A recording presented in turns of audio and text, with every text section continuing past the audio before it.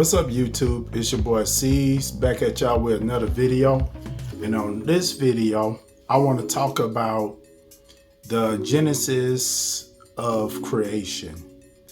And this is going to be Spiritual Discussion 17, where I'm going to talk about pretty much how the ancient Egyptians portrayed how creation and how things started. And I'm gonna go into a little bit more detail on that. But before I get into the video, make sure you subscribe to Motherland's Realist. You can hit that subscribe button at the bottom. It'll let you know, and it'll pretty much let y'all know whatever new videos I put out. It'll come directly to you guys. And if you so-called like, or give your boy a thumbs up on the video if y'all enjoy it, so I can keep on producing more content for you guys. And before I also get into the video, I want to give everybody a shout out that actually stuck with Motherland's Realist this long. I mean, I'm at like 422 subscribers, and hey, shout out to you guys for doing that. Thank y'all a lot. I really appreciate it for rocking with me. But anyway, pretty much what I'm gonna discuss is it's gonna be the essence of pre-existing order and arrangement, where the existence of molecules and all of the atoms come together from the Shabaka stone. And what the Shabaka stone is, I'm gonna show y'all a picture of it. It's basically what a lot of us is using in our science classes today. Because the way the ancient Egyptians looked at it, everything in creation has to do with duality. In other words, you got a male version and you got a female version of everything that pretty much exists into creativity.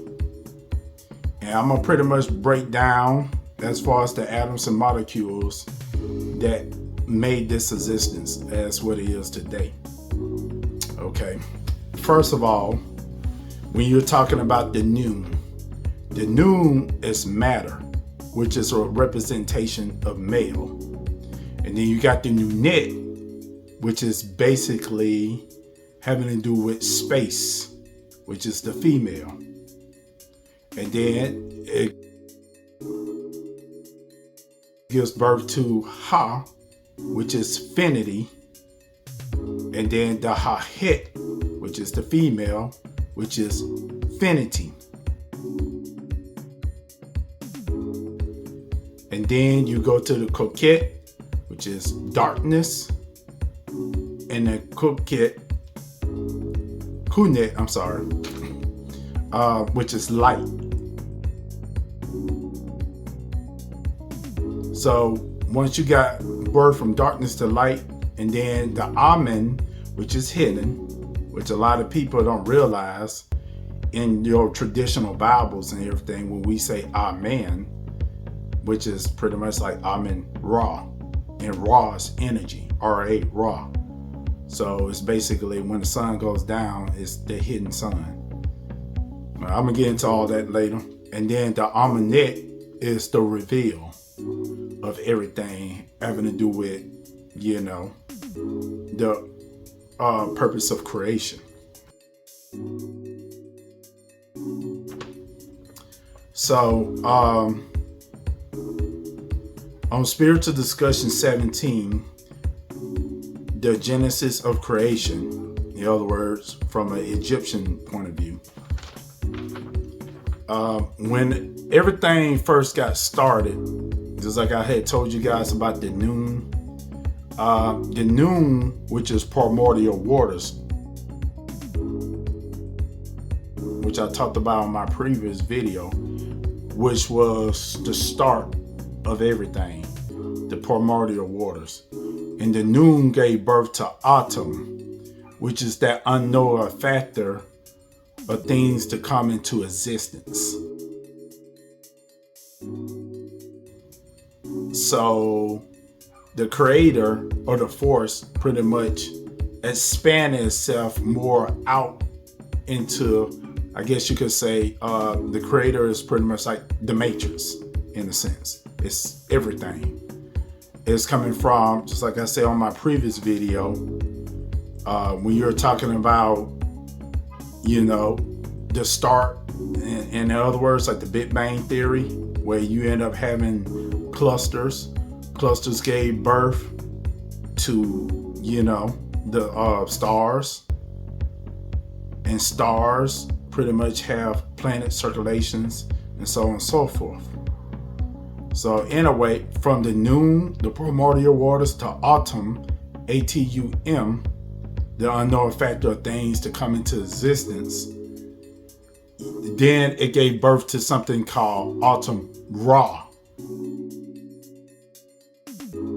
which is energy, like the sun, that energy factor that basically come into existence.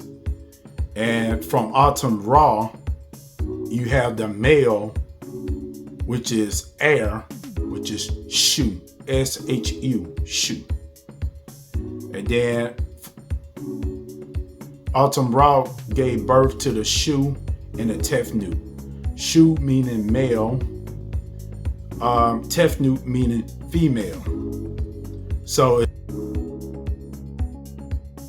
it's basically Shu. When you're saying Shu, you're talking about air. When you're talking about Tefnut, you're talking about moisture. And you see what I'm saying, like the duality of the two? Because Shu is male and then Tefnut is female. Everything is like a duality, which from that main thing, which like I told y'all was the noon, which pretty much went down from the autumn to the autumn Ra, which gave birth to air and moisture. And air and moisture gave birth to Geb, G-E-B, which is the earth. The earth, and which is male, and the Nu, the sky, is female. And once those two things came together, it gave birth to what we know as humans. So that's when you start getting Nefertet, Asar, Set, Aset, Haru, and so on, Anubis and all that. And another thing I want you guys to realize, when it comes down to any kind of quote unquote deities, because a lot of people get this confused. They think that when you're talking about, in a sense, the humans, you're not really talking about a person per se, but it's aspects of that person. In other words, everybody could be a Sar, everybody could be a Set, and everybody could be Haru. It's basically the aspects and actions of a person pretty much going on within that time, because a Sar, a Set, and Haru wasn't real people, and they wasn't gods. And even when you look at the word God, it actually translates from God, which is, from your typical Christianity, which actually goes down into what we call Netchers or Netcheru. So God translates to Netcheru, which translates to nature. So basically, the Africans looked at everything that was actually in duality in order to create nature. Like, for example, let me tell you guys, just like this planet Earth, Geb, Earth, the ground, it pretty much itself has a seed. And within that seed gave birth to everything else, the vegetation, the water, everything, because the seed of the earth is the core. And that core is what gives birth to everything else. But y'all notice, like what I said earlier, the noon, which is the water, which is pretty much like, even scientists say this, like when they're looking up planets and things, they always say that, if a planet has water, chances is that that planet has life within that planet. So, even when you think about a male and female, a male has seeds. A female is, I guess you could say, she would be considered the ground. So once a male plant that seed into a female, it's what pretty much gonna end up creating what we know as life. And that's basically how the ancient Egyptians looked at it, because life actually comes from a male and female, and we know this to be true. So when it comes down to like spirituality is basically within your essence. Spirituality is unseen science. Basically, it's spirituality. The things that you don't see that actually become realities, Just like when you're looking at, like for example, like Anubis. Anubis is not a god. It's not, they call them Neteru's, but they're not gods. Like I said on my previous, spiritual discussion 16, I pretty much said that Anubis was, people say it's the god of judgment. No. Anubis basically, like I said, was where it's a dog in Egypt called the jackal dog. And what the dog does is, once he kills his prey, he buries his prey inside the desert sand. Once he buries inside the desert sand from the heat of the sun cooks that particular animal or whatever inside the sand. And then he unburies his meat consciously. And that's what we would call good judgment. You get it? And then another person, when you're talking about Heru, I know in Greek, they call him Horus, but I'm just saying it from an African terminology. But anyway, Heru had something that no animal or force has out of all animals, and that's sight. When you think about the falcon bird, and when they have Heru with the falcon bird, it's not nobody in real life or whatever that lived that had a falcon head saying like, oh, okay, that's a god or whatever. No. What they saying is it's like the concepts of realities of things that a person having sight. In other words, the sun was considered God. So if the falcon bird could actually look directly to the sun, it's like it's based in sight. That's what made Heru so powerful. Even just like when people wearing the medallion or whatever, what they call Heru's eye, which is basically having to do with the third eye, which has a lot to do with your pineal gland, which is inside the brain. And from that, if you actually doing everything right and know thyself, you guys should unlock what is what we call the third eye, the eye of truth. So pretty much, it's like that unseen force that you don't see in the physical eyes, which you can see in the spiritual realm. So that's pretty much what that is as far as that. And like I said, Heru represents the falcon bird. When you're talking about Anubis, you're talking about the jackal. So it could be a person or it could be an animal. And then when you're talking about this bird, he has like a real long beak. And the beak is like, It's almost like it's writing calligraphy. You know, like somebody just writing something down. And it's a bird, and y'all can Google this. It's called the ibis bird. And what the ibis bird does is, it pretty much, even though it's like digging down and trying to eat, you know, whatever kind of bugs and things that's pretty much like in the ground. But, you know, the funny thing is, it looks like it's writing when it's trying to pick and eat the bugs or whatever. That basically is a symbol of an aspect of God. So when you're looking at anything in nature, even including us, you know, which I'm gonna go into Asar and Set, Asar, Set, and Seth, S-E-T, Set. I'm gonna go into that further. But nature is us. Nature is animals. Nature is the stars. Nature is everything. God, you know.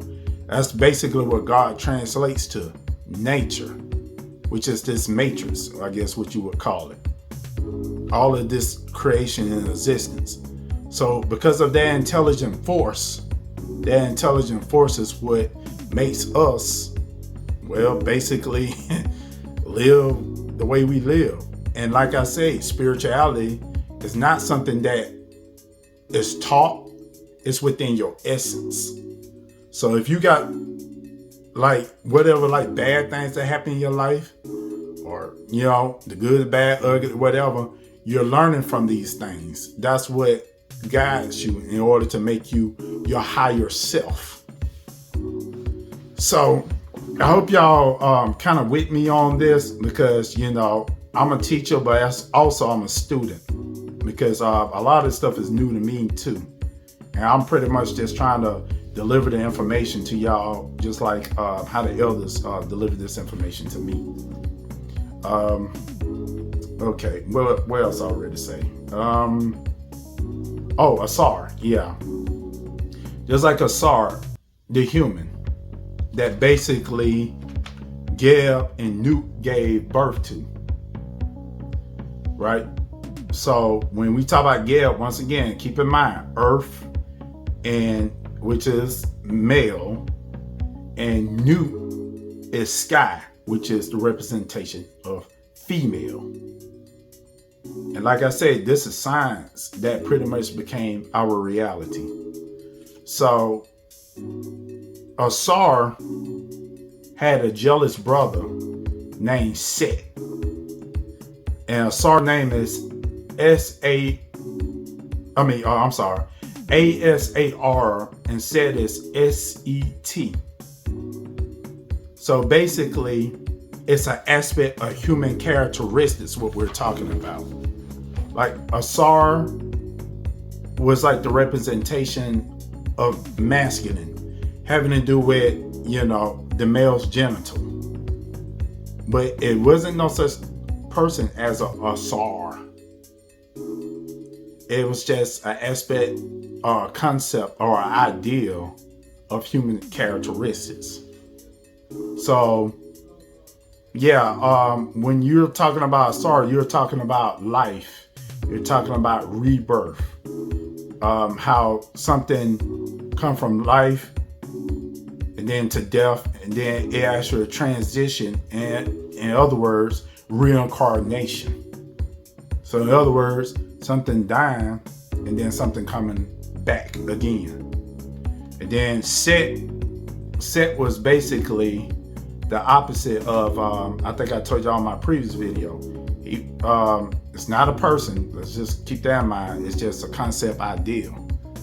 Set was pretty much like I guess you could say the wicked, Ishvet, which is like bad, which is the opposite of Ma'at.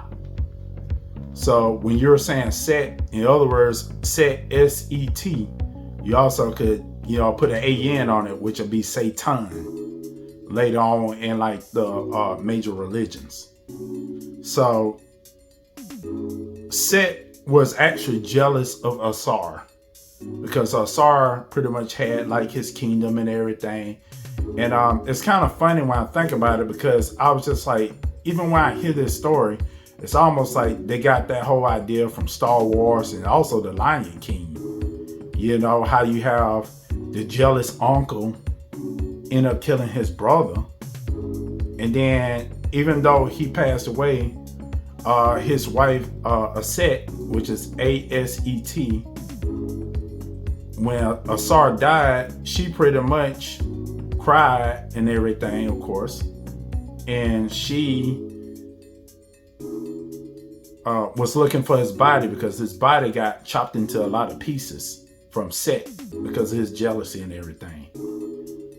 And well, the reason I'm telling y'all this is because it's a story that was back in the ancient times. They call it the Asarian drama.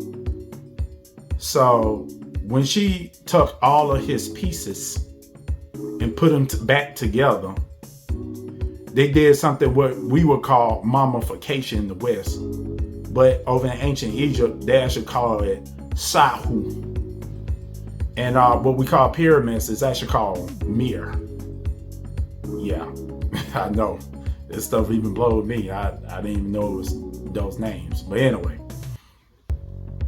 So when she took all the body and put it together, and then she did a Sahu, in other words, mummification,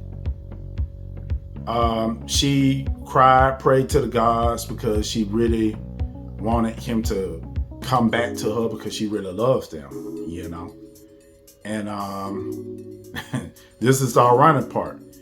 The dead body in this story pretty much had got his, let's just say, genital.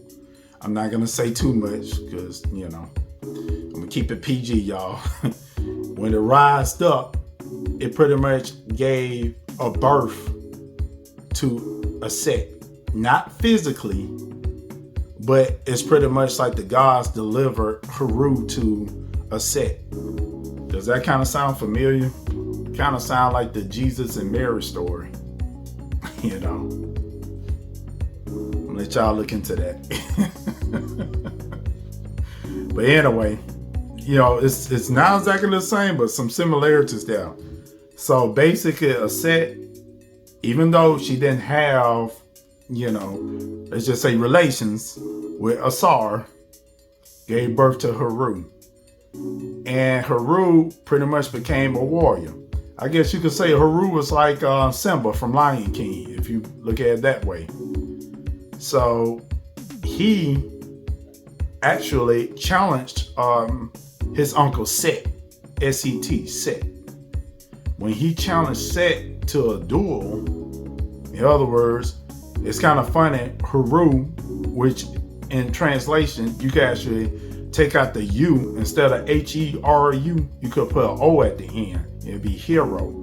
And then Set, S-E-T, and you put an A-N on it, that'd be Satan. So I guess you could say the hero versus Satan, in a sense. And even though they had a grueling battle and everything, and when he was fighting Set, he actually lost one of his eyes. And when he lost his eye, he actually developed, which was in a story sense, a third eye. And with that third eye, that's the eye of where you could see things that you can't see with your naked eye. That's why a lot of people, when they have the little necklace or whatever, the eye, some people say, oh, that's the evil eye. No, it's not an evil eye. It's the eye that actually reveals what is hidden, which is the unknowns, you know, in the universe or whatever. But anyway, he still defeated Set, even though he lost one of his eyes. And once he defeated Uncle Set, himself pretty much went back to his father, which was Asar. And just like in biblical terms, you know, just like when you think about in Christianity, you got to come to the Son before you get to the Father. In a sense, it was kind of just like the same thing with the Asarian drama. You got to come to Heru, which was after he beat Set, he turned into a falcon and he fly right into the heavens, with his father. Yeah, I know. It's a wild story, y'all. Like I said, it's a story. It's not real people. So keep that in mind. And he pretty much, just like they say in the Bible, you know, in order to get to the Father, you got to go through the Son.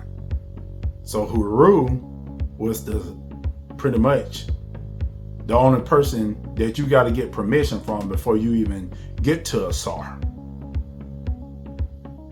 So I hope that pretty much made sense to y'all the way how I explained this, because I pretty much trying to explain this the best way I can. You know, I'm not saying I'm some deep historian or whatever, but this is the information I pretty much collected, and as far as me, for what I understand, and that's why I'm sharing it with you guys.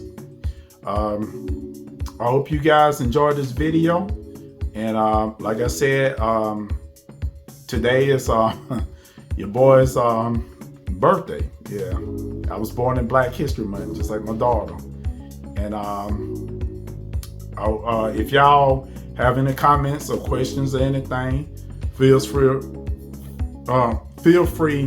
to write the comments down below, and yeah, you know, we can have a conversation. But like I said, each one teach one, truth to power.